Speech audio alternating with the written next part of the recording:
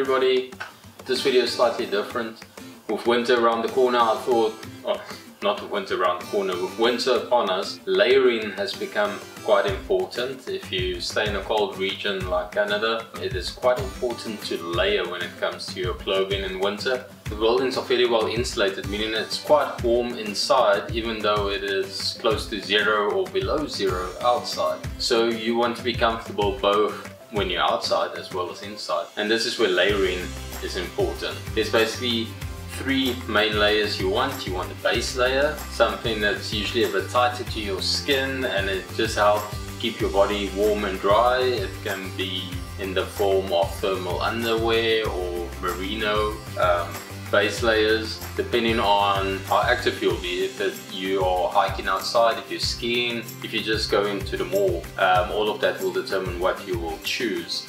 So for skiing currently, this is what I would wear as my base layer, a nice smart wool merino long sleeve top with a zipper to let in some air and let the hot stuff out, merino pants, and you'll use some merino socks, or I've got compression socks that I use as well, keep my feet nice and warm. If you use the merino socks, it helps keep the feet nice and dry. For pants, when it comes to skiing, obviously it needs to be waterproof or at least water resistant to some extent, and you've got a nice little fleecy warm inside.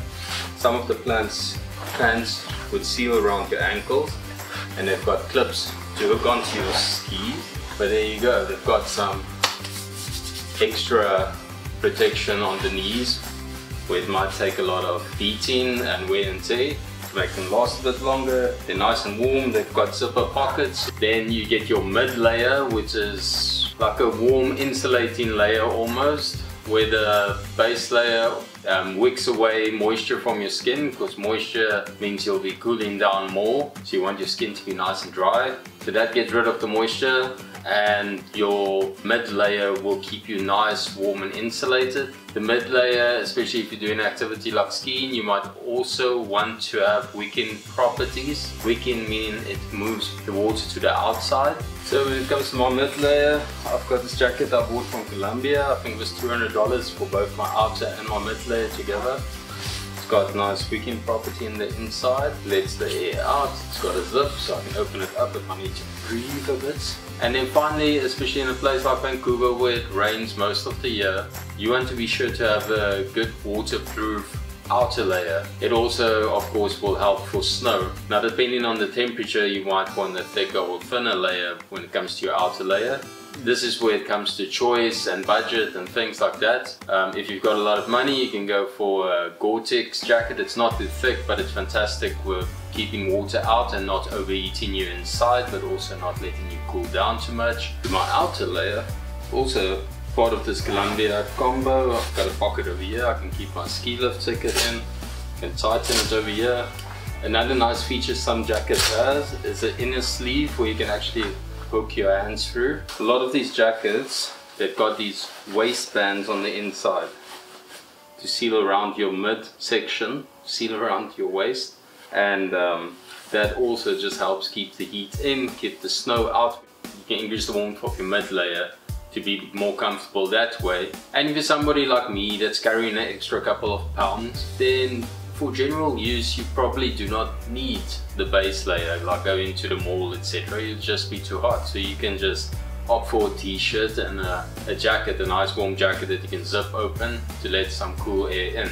I would say that's important when it comes to a mid layer. Just have something you can get some ventilation in with a zip or something of the sort, because odds are you will be taking off your outer layer once you get inside. So always keep that in mind when you are heading out. For skiing personally, skiing and hiking, anything with good wicking properties is what you want. I was amazed by the merino wool products. They really keep your skin nice and dry, meaning you're warm. It takes your sweat moisture to the outside. My mid layer also takes it to the outside. And yeah, after my skiing session, I didn't realize how wet it was between my mid layer and my outer layer, because the outer layer doesn't have wicking properties. So all the moisture moved to between outer and mid layer. So even though I was nice and warm and dry on the inside, the jacket was actually, the rain jacket at least, was wet on the inside from moisture leaving my body.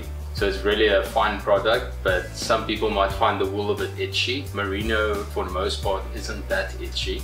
If your skin is quite sensitive, you might want to look at a synthetic material instead, but be sure that it has wicking properties. Another thing you can obviously add is a beanie on your lid, just to keep your head nice and warm. Once again, a merino beanie would help keep the moisture away from your skin. Something you want to avoid when you're being quite active is cotton. I can't remember the exact amount. If it's like 24 times its weight, it can keep in water before it actually starts taking the water away from your skin. So cotton is definitely a no-no when you're being very active. It's going to be very uncomfortable, you're going to be wet, and you will cool down quite a bit. Then of course, I have to talk about some shoes. A good investment is a nice pair of waterproof boots. These were super cheap on Amazon, I think $60 or so. It's nothing fancy, but they are waterproof.